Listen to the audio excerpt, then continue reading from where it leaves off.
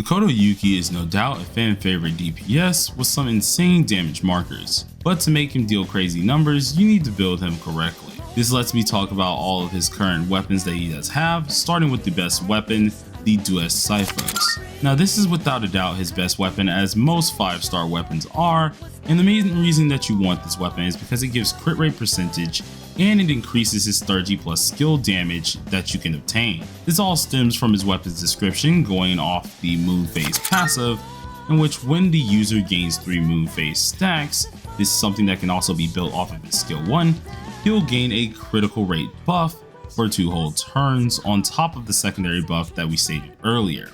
This is also gained from having 4 moon phase stacks, meaning you're getting that lovely crit rate buff and the increased 30 skill damage buff. Obviously this does add up with duplicates with a max of 31% crit rate and 64% skill damage increase, but this is on the highest investment side. For his 4-star weapon, the Translucent Blade, this weapon also works, but instead of giving you the fancy crit rate buffs and 30 increase, you're actually gaining yourself a party damage increase and a user damage increase. Now this isn't all bad, it still does allow Makoto Yuki to be played properly, but the lowest percentage is going to be 8.8% on both buffs, up to the max percentage being 17.2% on both buffs.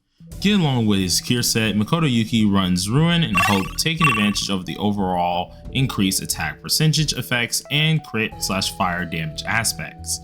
Using the Ruin card set, Makoto is able to increase his attack percent by 25% for 1 whole turn, which this is upon using a Thurgy and or a skill, which will give you this set effect.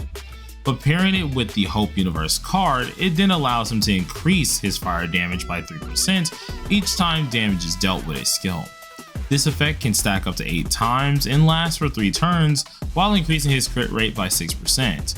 On the main stats, you'd like to have a damage multi-moon in order to get the most out of your damage of the overall unit itself. The crit rate star, seeing crits are pretty much essential to Makoto, in which the only time I'd recommend swapping is going to be to a crit damage main stat, and that's if you maybe have all the crit rate stats that you do need. And then lastly, a attack percent sky. This furtherly helps you hit your damage potential, which is always necessary. These main stats should set you up for a great path onto dealing the most damage you can deal, but as for substats, I'd advise prioritizing what you lack. So if that is with a crit damage main stat card, you probably are gonna need more crit rate related substats, and vice versa. Other substats that are independently really good for this character is attack percent, and damage multi, and or pierce rate.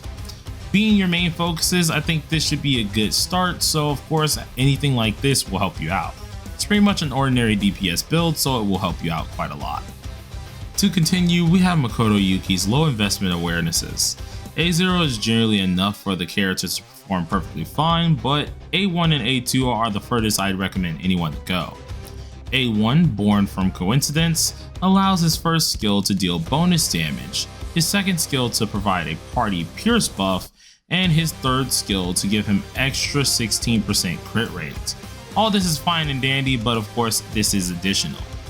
While the A2, Unwavering Heart, provides Makoto with a special action that once he gets 4 stacks of Moon Phase, he will start to use the skill 2 automatically. Though this does go on a turn cooldown afterwards, so you do have to keep track of that at least. Good thing is though, you get a good buff thrown at you for free, so I mean, it's kind of worth it. The rest of that I wouldn't really go any further once again, so I think A1 or A2 is the best stopping point. Moving further along, Makoto has plenty of teams to build, and in the future there's tons of different examples that you can end up going with. I have a few of them on the screen in a second, in which there are 2 characters that I do see as the best in slot units. One of them being Winvast, who is an SP related buffer that boosts crit damage immensely. Pair this with her attack buffs that she has, it makes her a suitable unit for him big time. As for the Navi, that's going to be Anj, which is technically our first anniversary Navi itself. She gives a special effect called a turn revert, essentially making the reverse of the user's turn go back to a prior state. This allows the user to deal another state of damage while keeping the buff that were actually still active during this said turn. Alongside with the Pierce related buffs that she gives, she is extremely useful for Makoto Yuki for high damage markers, while she at least keeps herself in this best in slot role for pretty much over a year. The third slot though varies very often, and I have a bunch of different options that you're going to see on the screen in a couple seconds, consisting of buffers, sustainers, healers, and debuffers. But personally, if you want my opinion, the twins are pretty much the best thing to go for in a healing role. You could use them as a debuffer as well though.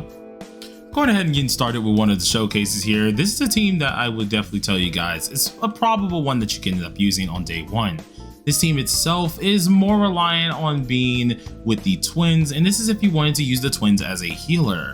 By going ahead and using them as a healer here, you're able to of course get a couple buffs while also helping your team stay sustained, which is always a good thing. So instead of doing your normal old getting buffs here, they're more going to be like a side character. So we end up using their skill 1. This gives themselves a buff as well. Then you can go ahead and use your skill 3 with at least your summer wind. This is also going to be with A1 on everyone. I'm going to try and use them as if they're A1.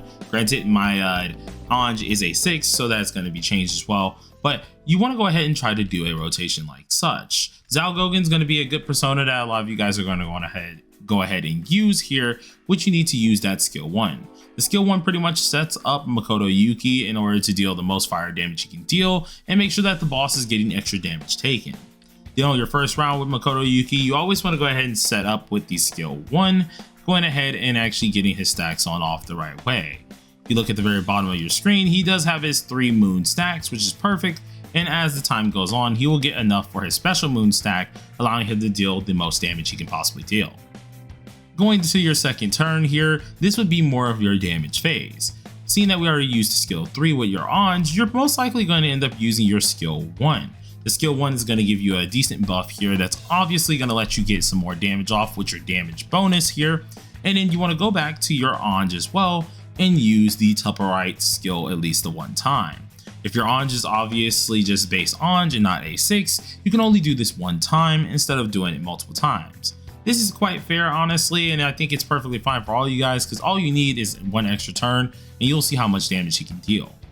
Going with the second turn, as always, with the twins, you want to go ahead and use their second move.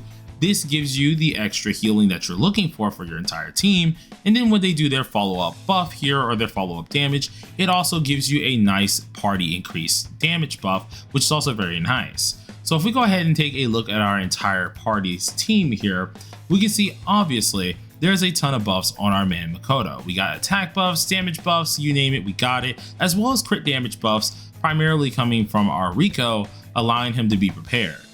On the off chance you end up having your highlights ready here, you can have a couple different options. Using the twins wouldn't do too bad because you get yourself an attack buff that is for everyone. Using Wonder if he was on Dionysus would also be pretty good too. You can also use the Winvast's outfit too as well, or Winvast's highlight, and this is the one I would recommend for a lot of you guys. This allows you to get the most crit damage that's possible for Makoto Yuki, meaning that he will deal exceptional damage no matter how you do it. So we're going to go ahead and use the highlight here, setting him up for greatness, and then you usually want to use the skill 1 if you do have an A1 Winvast. On the off chance that you don't have an A1 Winvast, don't worry, skill 2 works just as good, and this is just mainly a showcase as if everyone is A1. On the probability that you don't have her A1, just use your skill 2. Going into our Wonder here, you didn't want to go ahead and swap over to your crit buffing type persona. This can be Dionysus, it could be Succubus, and you want to go ahead and use Revolution or Rebellion. Using Dionysus helps out more because you're able to get the crit rate and crit damage on top of the regular buffs that you do get, which sets you up immediately to deal some good damage. Going ahead and seeing how Makoto has his skills set up right here, this is where you want to use his assist key. By going ahead and use his assist key here, you get yourself a lovely attack bonus damage here, which is by 20% itself, and then when you use your highlight, you will officially have all the stacks that you do need, or his theurgy is where you'll have all the stacks you need.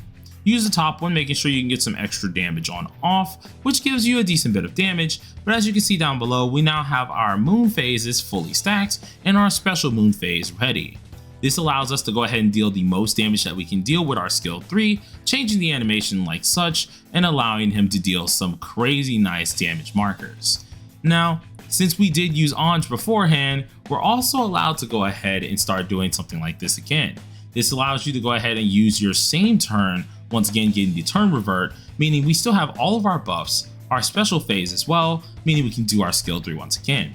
On the off chance that your Anj is back up to the plate here, you can try to go ahead and buff yourself once again with the skill 3. Now, I can't remember if this was available for people who have low investment Anjes. I do know that the second turn or turn revert is not available for people with low investment Anjes, but I don't know about the buff itself. If she does pop up at this time and period, you want to go ahead and use that skill 3 once again, refreshing all your buffs, and then use your skill 3, and this allows you to get the final amount of damage you can really deal. Still pretty darn decent. He does a decent bit of damage itself, and as long as your crit rate and crit damage is all in order, you'll get a ton of damage on off. It's pretty simple, pretty easy, but nonetheless, it's still awesome. And just like that, we are finally finished with the video. Obviously, there were a lot of bumps in between here where it took me a while to actually record this, as well as edit and make all the infographics. So any likes, comments, and of course shares really does help out the channel. As always, I do thank a lot of you guys. You have put me in a position where I could really enjoy doing this stuff. I'm going to try and at least do a couple more pre-recorded videos, and I'm going to take a little bit of a break. I've been going through some things with family, and right now I do need some time off. So thank you guys for supporting me as always, and until next time everybody, peace on out.